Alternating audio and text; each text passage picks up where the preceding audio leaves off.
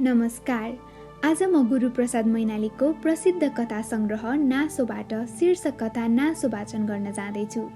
यो कथा 2020 सालमा प्रकाशित भएको हो। गुरुप्रसाद मैनाली एक सामाजिक कथाकार हुन्। उनको यस कथा प्रकाशित भएपछि नेपाली कथाले आधुनिक कालमा प्रवेश गरेको हो। नासो। घरमा चञ्चलाश्री भइकन पनि देवी रमणका सन्तान थिएनन्। सन्तान होस् भन्नका निमित्त हरेक उपाय गरे उनले। चौतारो चिने, बाटो खने, पशुपतिमा महादीप बाले। गए साल हरिवंश पुराण लगाए, त्यही पनि सुभद्राको कोख सफल हुन सकेन। जोरीपारीसँग ठोकाबाजी पर्दा धन, बल, बुद्धि सबै कुरामा देवी रमणको जित हुन्थ्यो। तर अपुतो भन्ने सुन्ने बित्तिकै उनको अभिमान धुलो हुन्थ्यो, आत्मग्लानीले पानी हुन्थे। पुराना विचारका मानिस थिए, सन्तान बिना आफ्नो यो वैभवलाई तुच्छ सम्झन्थे। त्यसैले देवी रमणलाई एउटा सन्तानका आवश्यकता खड्केको थियो। उनी यता जान्थे उता जान्थे, चारैतिर उनलाई त्यही एउटा सन्तानको अभाव खड्केको कुरा सबैजना सुनाउने गर्थे। बिचरी सुभद्रा पनि खिन्न थिइन्। छिमेका आइमाहरूले छोराछोरी खेलाएको देखेर उनलाई रहर लाग्थ्यो। सन्तानका आशाले सरल नारी स्वभाववश धामी झाँक्रीका बुटी जन्तर बाँधिन्। देवी देवताको भाकल गरिन्, त्यही पनि उनले भने जस्तो, उनले सोचे जस्तो भएन। तीर्थव्रत पूजा पाठ पनि गरिन्, तर दैवले नसुनिदिएपछि कसको पो के लाग्दो रहेछ र। ज्योतिषीहरू देवी रमणलाई अर्को विवाह गर्ने सल्लाह दिन्थे, परन्तु सुभद्राको आदेश बिना उनी अर्को विवाह गर्न सक्दैनथे। सुभद्रा बहुतै पतिपरायण रमणी थिइन्। आजसम्म कहिले उनले देवी रमणको चित्त दुखाइनन्। मनको कुरा जानेर सेवा गर्थिन्। सुभद्रा दुलही भएर आउँदाको बखत भयङ्कर दुःख अहिलेसम्म पनि देवी रमणका आँखा सामुन्ने नाचिरहेको थियो। अवस्था सम्झँदा उसका गहभरि आँसु हुन्थ्यो। सुख दुःखकी साथी भएर कङ्गाल देवी रमणलाई सुभद्राले धनवान बनाइन्। अहिले सन्तानका निमित्त सौता हालिदिएर कसरी कृतज्ञ बनुन् देवी रमण।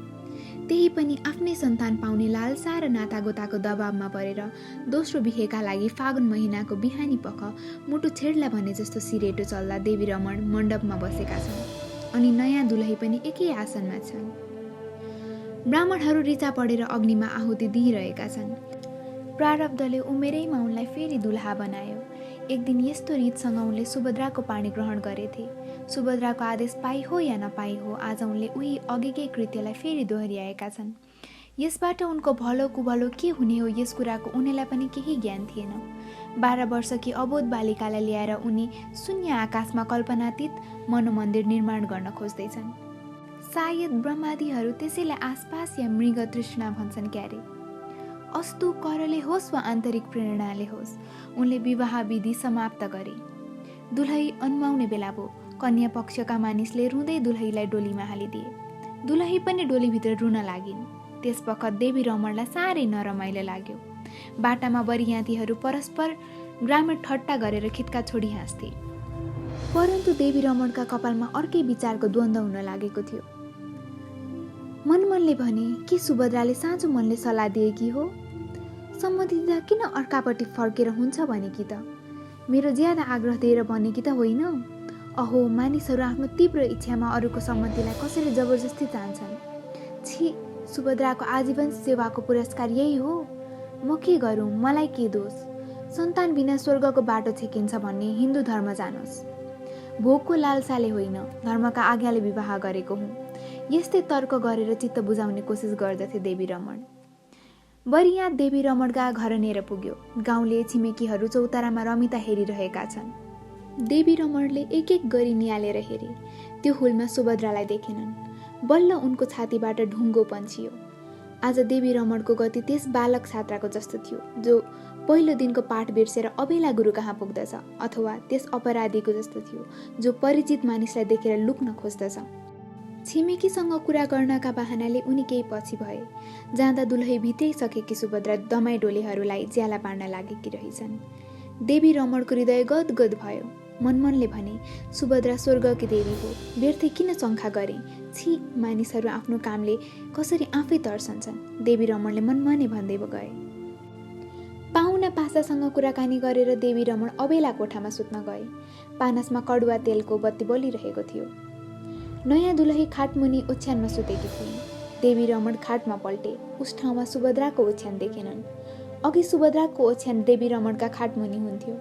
आज उस ठाउँमा नदेख्दा 20औं वर्षदेखि सुतिरहेको कोठा पनि देवी रमणलाई नौलो जस्तो लाग्यो। एकछिनपछि गृहकृत्य समाप्त गरेर सुभद्रा कोठामा पसिन्। देवी रमणका गोडा मिच्न थालिन्। यो उनको दैनिक काम थियो। सुभद्रा यसमा कहिल्यै त्रुटि हुन दिन्नथिन्। देवी रमणले भने, सानो तिम्रो ओछ्यान खोइ नि, पल्लो कोठामा छ। किन पल्लो कोठामा सारेको? भोलि एकादशी हो, सबैले गण्डकी नुहाउन जान्छु। म पनि उही सुत्छु। उस यही सुत्नु भए पनि हुन्छ। माया गर्छु भन्नलाई पनि यत्रो भूमिका निभाउनु पर्छ त? थाकेर आएका देवी रमणलाई चाँडै निन्द्रा पर्यो। आफ्नो दोलाई सौतालाई खापेर सुभद्रा पल्लो कोठामा गइन्। मधुरो बत्तीको धमिलो उज्यालोमा नौली घरतिनी पात गाँसिरहेकी थिए। नौली देव रमणकी पुरानी चाकर्नी हो। नौलीको उमेर झन्डै झन्डै सुभद्रासँग मिल्थ्यो। 82 सालमा स्वर्गवासी महाराज चन्द्र शमशेर जबराका करुणाले दास जीवनबाट मुक्त पाएकी थिए उसले। घरकी पुरानी चाकर्नी हुनाले देवी रमणले नौलीको मोल लिएनन्। आफू खुसी भए पनि नौलीले घर छोडिन।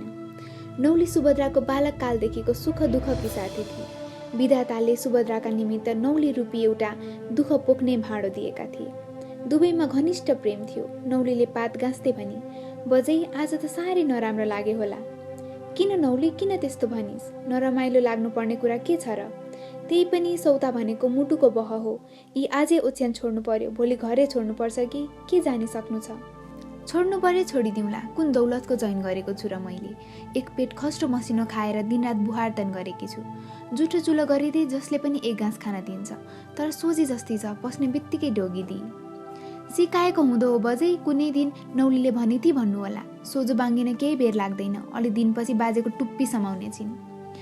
जेसुकै होस्, ईश्वरले विशासय आयु गरिदिउन्, फुले फुलेको देख्न पाइयोस्। सन्तान भए करले पनि एक अञ्जुली पानी देला। यिनका हात काखमा सास जाओस्। सबभन्दा ठुलो सन्तोष यही हो नौली। 3-4 वर्षपछिको कुरा हो। नयाँ दुलहीको कोखबाट सुशीलको जन्म भयो। एक दिन खाममा बसेर सुभद्रा छोरालाई भात खुवाइरहेकी थिइन्। सुशील चाहिँ आँगनमा चरिरहेका परेवालाई पक्रने कोसिसमा थियो। सुभद्रा हातमा भातको घाँस लिएर कोखाइ कोखाइ भन्थिन्। सुशील मुख बाउँदै दौडेर आउँथ्यो। सुभद्रा घाँस मुखमा हालिदिन्थिन्। बालक फेरि दौडेर परेवातिर जान्थ्यो। ती पन्छीहरू पनि बालकसँग आनन्दपूर्वक खेलिरहेका थिए। सुशील गई समाउन खोज्थ्यो, परेवा अलि पर गई बस्थे।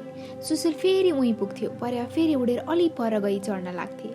सुभद्राको कोखाइ कोखाइको आवाज सुनेर सुशील बीचबीचमा 1-2 घाँस भात पनि खाएर जान्थ्यो। देवी रमण फलैचामा बसेर यो अनुपम आनन्दप्रद बालक्रीडा हेरिरहेका थिए। उनलाई स्वर्गको डिलबाट पितृहरू पनि यस कुलाबलम्ब बाललीला हेरिरहेका होलान् भन्ने भान हुन्थ्यो। उनी यो शिशु सन्तानका आडमा एक महान बलिष्ठ शक्ति लुकिरहेको देख्दथे। सन्तान इच्छुक देवी रमणले आज यो दिन देख्न पाए। परिवर्तनशील संसारको गति विचित्र हुन्छ। परमेश्वर हाँस्नेलाई रुवाउँछन्, रुनेलाई हँसाउँछन्। एक दिन सुशील तुलसीका मठनेर खेलिरहेको थियो। पिँढीबाट एकातिर लक्ष्मी, एकातिर सुभद्राले हात थापेर नानी कता कता कता भने। सुशील एक क्षणपछि दगुर्दै सुभद्राको छातीमा टाँसियो। सुभद्राको हृदय पवित्र पुत्र वात्सल्यले परिपूर्ण भयो। मेरो राजा भनेर मोही खाइन्। सुशीललाई लक्ष्मीलाई जन्म मात्र दिइन्, केवल सुभद्राले हुर्काइन्। सुभद्रालाई एकछिन पनि छोड्दैनथ्यो। सुभद्रालाई आमा भन्थ्यो, आफ्ना आमालाई दुलही भन्थ्यो, किनकि लक्ष्मीलाई घरका सबैजना दुलही बजै भन्थे। माघ महिना थियो। किसानहरू बाली नाली थन्क्याई तीर्थ जाने फिक्रीमा थिए। देवी रमणलाई पनि तीर्थ गर्ने इच्छा भयो। मनमनले भने, पाउ चल्दै तीर्थ व्रत नगरे कहिले गरौँला? मानिसहरू सम्पत्ति पाएर अन्धा बन्छन्। विवेक बुद्धिलाई खोपामा राखेर दिनरात पैसाका निमित्त हाहाकार मचाइरहन्छन्। ती गोठालाहरूको सम्पत्ति अग्नि या चोरको निमित्त हुन्छ। अघि गरेको हुँदो र अहिले यति सन्तोष छ। अहिले फेरि गर्न सके सन्तानका जरामा मल पर्ला, पवित्र बन्ला इत्यादि विचार गरेर देवी रमण तीर्थ जान तयार भए। उनको एक्लै जाने विचार थियो, परन्तु गाउँका कैयौँ बुढाबुढी, विधवा, स्वास्नी मानिसहरू पनि तयार भए। देख्दा देख्दै देवी रमणको विशाल आँगन तीर्थयात्री कुम्ले फौजले भरियो। गाउँका धेरै आइमाईहरू जान लागेको देखि लक्ष्मी पनि जान्छु भनेर जिद्दी गर्न लागिन्। सुशील चाहिँ देवी रमणको दौरा समातेर रुन लाग्यो। यो बलिष्ठ बालहटलाई देवी रमणले उपेक्षा गर्न सकेनन्। आखिर लक्ष्मी र सुशीललाई पनि साथमा लिए। एक क्षणपछि त्यो तीर्थयात्रीको समूह रानुको पछि मौरी झैँ देवी रमणको पछि लाग्यो। किन्तु सुभद्रालाई जान्छौ कि भनेर कसैले एक वचन पनि सोधेन। सुभद्राले मनमनले भनिन्, तीर्थ व्रत गर्न त मलाई पो जानु पर्थ्यो, मेरो को छ र, छोरा न छोरी? उसको उमेर थियो, जाँदै गरिदियो। ऊ छोरो पाएकी स्वास्नी भई वचन हार्न सक्नु भएन। म टेक्ने न समाउने केही नभएकी अनाथ, मेरो के को खोजी हुन्थ्यो? मानिस भलेकै आगो नताप्छन्, जसलाई परमेश्वरले ठगेको छ त्यसलाई मानिस पनि हेला गर्छन्। ओहो, संसार कति मतलबी छ। यस्तै तर्क गर्दै सुभद्रा धेरै बेरसम्म एक्लै रोइरहिन्, एक्लै फतफताइरहिन्। सुभद्राले 12 वर्षको उमेरदेखि देवी रमणको दैलो पोत्न लागेथिन्। यो घर सुभद्रालाई संसारमा सबभन्दा प्यारो वस्तु लाग्थ्यो। यी वस्तुभाव यिनैको लालन पालनमा बढेर तरुण भएका थिए। यो घर, यी वस्तुभाव, यी रूप वृक्ष सबै यिनै सन्तानहीन रमणीका साथी थिए। यिनीहरूसँगको वियोग सुभद्रा एकछिन पनि सहन सक्दिनथिन्। जान त सुभद्रा जान्नथिन्। एक वचन सोधेको सम्म भए उनका आँसु पुछिने थियो।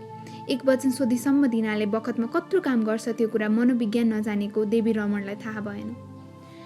मनोमालिन्यको एउटा सानो बीज चाहिन्छ जो समयमा बढेर आफसे आफ भयङ्कर रूप धारण गर्दछ। त्यस्तै लक्ष्मी तथा सुभद्राको जीवनमा पनि यो तीर्थयात्रा मनोमालिन्यको बीज हुन गयो। तीर्थबाट फर्केदेखि दुवैमा बहुतै झगडा हुन लाग्यो।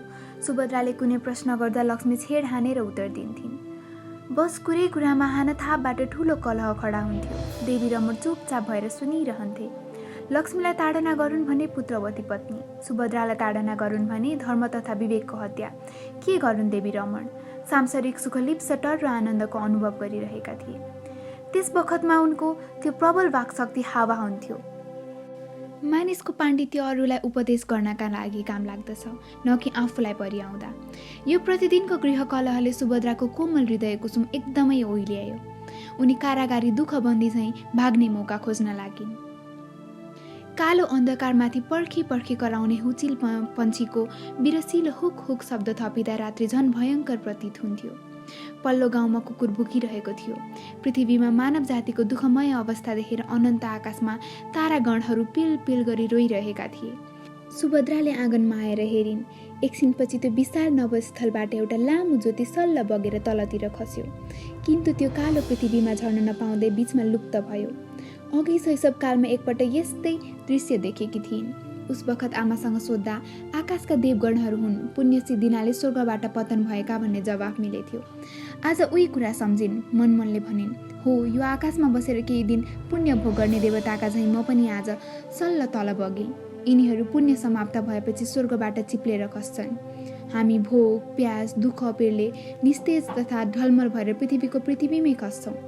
हामी खसिसकेपछिको विभत्स रूप अरू शेष भोका प्यासा दुखीहरूले देख्छन्। देवताहरू पुण्यभोगी हुनाले यो पापपूर्ण जगतमा खस्नु पर्ला भनेर बीचमा अलप हुन्छन्। मानिसहरूमा र देवतामा केवल यति न अन्तर छ। सुभद्राले काखीमुनि एउटा सानो पोको च्यापेकी थिइन्। यस्तो अन्धकार रात्रिमा कसैले देख्दछ कि भनेर ओर्नेले छोपेकी थिइन्। यस बखत उनको जीवनधारा त्यही सानो पोको हुन आयो। अहो, कुनै बखत यो विशाल आशालता कसरी एउटा सानो ठाउँमा सीमित भएर बस्दछ। परमेश्वर मनुष्यलाई किन आशामा झुन्ड्यायो? प्रभु, आशाको बदला सन्तोष दिएको भए यी अनाथ प्राणीहरू सुखका कति नजिकै पुगिसक्थे। केही बेरपछि अश्रुपूर्ण नयनले प्यारो गृहलाई सदैवका निम्ति नमस्कार गरेर अनाथिनी सुभद्रा त्यो कालो अन्धकारमा विलीन भइन्। यो करुणाजनक दृश्य सधैँ जागा भइरहने विश्वको चतुर चौकीदार बाहेक अरू कसैले देखेन। पशुपतिनाथका मन्दिर वरिपरि तिल राख्ने ठाउँ थिएन। सद्बिउ छर्ने जात्रुहरूको छिचोली नसक्नु घुइँचो थियो। यस्तैमा पश्चिम ढोकानेर अकस्मात सुभद्रालाई देखेर नौलीले गहभरि आँसु पारेर भनी, ओहो, हेर कति दुब्ले चिन्न नसक्ने हुनुभएछ। अलि बेरसम्म त ठम्याउनै सकिन। कहाँ बस्नु भएको छ? यहीँ गौरीघाट फुपू कहाँ बसेकी छु। खर्च वर्च नलिकन आधा रातमा हिँड्नु भएछ, थाहा पनि पाइन। यतिका दिनसम्म के खाएर गुजारण गर्नुभयो? फुपूलाई सरकारबाट एउटा हन्डी बक्सेको रहेछ, त्यसबाट 2 जनाले गुजारा चलाएका छौँ। घरको हाल कस्तो छ नौली? बजै, घरको हाल के भन्नु, सम्झँदा पनि आँसु आउँछ। 6 महिना भयो दुलै बजै बिरामी हुनुहुन्छ। के हुन्छ? सुभद्राले साह्रै उत्सुकताका साथ सोधिन्। त पनि ज्वरो छ, छाती दुख्छ भन्नुहुन्छ, रातभर खोकिरहनुहुन्छ। गोर्खा मुलुकका डाक्टर सुविधालाई देखाउँदा थाइसे भने कि खाक्सी भने, अहिले सम्झन सकिन। साह्रै नराम्रो रोग हो अरे। सुकेर हाडछाला मात्र छ, बोकेर बाहिर भित्र गराउनुपर्छ। सानो बाबु कस्तो छ नि? कस्ता हुन्थे, जिउभरि खटिरहेछन्। तेल लगाउन मान्दैनन्। आमा कहिले आउनुहुन्छ, आमा कहिले आउनुहुन्छ भनेर मात्र सोध्छन्। भात को पकाउँछ नि? कहिले बाजे आफै पकाउनुहुन्छ, कहिले चमेना खाएर सुत्नुहुन्छ। एक दिन बारदलीमा बसेर एक्लै रोइरहनु भएको रहेछ। आफूले चिनेको चौतारो पापिनीले आफै भत्काएर गई भन्नुहुन्थ्यो। के भन्नु बजै वस्तुभावका हाडछाला मात्र छन्। खेतबारी अधियामा दिएको छ, आसामी पात 1 पैसा उठ्दैन। नोकर चाकर 4 दिन पनि टिक्दैनन्, सबै भत्ताभुङ्ग छ। नौलीका कुरा सुनेर सुभद्राको हृदय काटियो। मनमनले भनिन्, छि, सौताका रिसले पोइको नाक काट्नु भनेको यही हो। उमेरदार थिए, के खाउँ के लाउँ भन्ने बखत थियो। मिठो खाई राम्रो लाई भनेर मैले चित्त दुखाउन नहुने। उसलाई लिएर तीर्थ जानुभयो त यसले के भयो थियो? फर्कनु भएपछि अर्को साथी लिएर म जाँदी हुँ। कहिलेकाहीँ अलि झर्केर बोल्दथे। लौ, अलि झडङ्ग स्वभावकी थिए। स्वभावै त्यस्तो त उसले के गरोस्? एकै ठाउँ भएपछि कहिलेकाहीँ आमा छोरीको पनि त ठाकठुक हुन्छ। एकै घरमा बस्न नसके कटेरी बारेर बस्ती हुँ। मैले साह्रै बेबुजको काम गरेँ। जोरीपारीले के भन्दा हुन्, आफ्नो त्यत्रो दौलत छोडेर म यहाँ एक छाक खाएर बसेकी छु। त्यसका जिउमा केही भइदियो भने त्यो चिचिलो बालकको के गति होला? पितृले के भन्लान्? चित्त दुखाए पनि आमाले दुखाए, त्यो बालकले के बिरायो? अघि कहिले कहीँ 1-2 छाक भात पकाउनु पर्दा दिक्क मान्नुहुन्थ्यो। आजकल दिनहुँ कसरी पकाउनु हुँदो हो? इत्यादि मनोवेदनाले सुभद्राको हृदय छिया छिया भयो। आँसु झार्दै भनिन्, नौली, त्यस्ता बेलामा तैँले पनि छोडेर आइछस्। बजै जन्मभर अर्काको दासी भएर बस्नु पर्यो। 4वटा अक्षता भए पनि छरेर आउँ भनेर बाजेसँग 20 दिनको बिदा मागेर आएकी। कोसँग आइस् त नौली? रातामाटा भण्डारी पण्डितका जहानसँग आएकी बजै। कहिले जान्छेस्? भोलि बिहानै बजै। बिन्ती छ, घर जाउँ। तपाईँ नभए बाजेको जहाजै डुब्छ। उता मैलो बिछ्यौनामा सुतेकी लक्ष्मी जीवनको शेष घडी गनिरहेकी थिइन्। देवी रमण रोगीका सिरानामा बसेर बखत बखतमा चम्चाले पानी खुवाउँथे। बालक पुत्र सुशील आमानेर बसेर यो चिर मातृवियोग हेरिरहेको थियो। लक्ष्मी कहिलेकाहीँ सुशीलको मुखपट्टि हेरेर बरर आँसु झार्थिन्। मधुरो बत्तीको धमिलो प्रकाशमा रोगीको कोठा शमशान जस्तो देखिन्थ्यो। त्यस्तैमा दैलो उघारेर नौलीले देवी रमणलाई डोगिदिए। नौलीलाई देखेर देवी रमणका दुःखका लहरी केही शान्त भयो। देवी रमणले भने, नेपालबाट कहिले आइपुगिस् नौली? बाजे, आउँदैछु। दुलै बजैलाई कस्तो छ? तेल अघि नै सिधिसकेको थियो नौली, अब बत्ती निम्न मात्र बाँकी छ। बाजे, यस बखतमा ठुली बजे भएको भए सबै कुरा सम्भार हुने थियो। के गरौँ? जाउँ भनेको मान्नु भएन। के तैँले भेटिस् र? पशुपतिनाथको मन्दिरनेर भेटेथे बाजे। कस्ती थिए? एकदम दुब्ली, मैलो लुगा लगाएकी, माया लाग्दी हुनुभएको रहेछ। कहाँ बसेकी रहेछ नौली? गौरीघाट फुपू कहाँ बसेकी छु भन्नुहुन्थ्यो। फुपूलाई सरकारबाट 1 खण्डी बक्सेको छ अरे। त्यसैबाट 2 जनाले गुजारा चलाएका छौँ भन्नुहुन्थ्यो।